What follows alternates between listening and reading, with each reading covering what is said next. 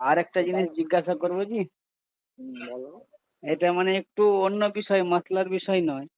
মানে এই সিদ্দিকুল্লাহ চৌধুরী সাহেব, উনি 21শে জুলাই যে আপনার ওই কলকাতার, 21শে জুলাই মমতার তো হ্যাঁ কলকাতায় চলো এর একটা অনুষ্ঠান ব্যাপার আছে। জি জি, ধর্মতলাতে, তো সেইটা মন্তেশ্বর, উনি যেখানকার এমএলএ সম্ভবত, ওখানে কিরকম প্রস্তুতি হয়েছে সেটা খতিয়ে দেখতে গিয়েছিলেন। যে তৃণমূলের দুষ্কৃতীরাই ওনার উপর হামলা করেছে।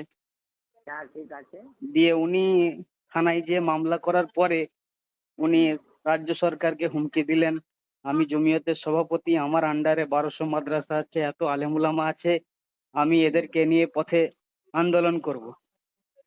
তাই কিছু আলেমুলামা বললেন যে এটা আপনি তো একটা পার্টির কাজে গিয়েছিলেন, আপনি তো জমিয়ত বা মাদ্রাসা ইত্যাদি কোনো কাজে যাননি।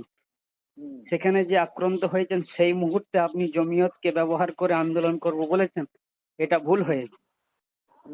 তো এই বক্তব্য দিয়ে যারা বলছে ঠিকই বলছে। ঠিকই বলছে, কিন্তু মুফতি ইব্রাহিম কাসেমি সাহেব, মানে পাঁশকুড়া মাদ্রাসার, উনি বললেন যারা এই ধরনের মন্তব্যগুলো করছে চৌধুরী সাহেবকে হামলা হওয়ার পরে, তারা সব চাঁদাবাজ আলেম, তামাক্খর আলেম, এইসব। ও নিজেই তামাক্খর হয়ে গেছে ওই ক্ষেত্রে। তার মানে ওকে পশ্চিম মেদিনীপুর জেলার জমিয়তের সভাপতি করে দিয়েছে তো। জি তাহলে সভাপতি পদটা রাখতে গেলে ওইসব কথা বলতে হবে। জি জি, মুফতি ইমদাদুল্লাহ সাহেব উনি একটু মানে বিরোধিতা করেছেন, যেটা ওনার ঠিক হয়নি।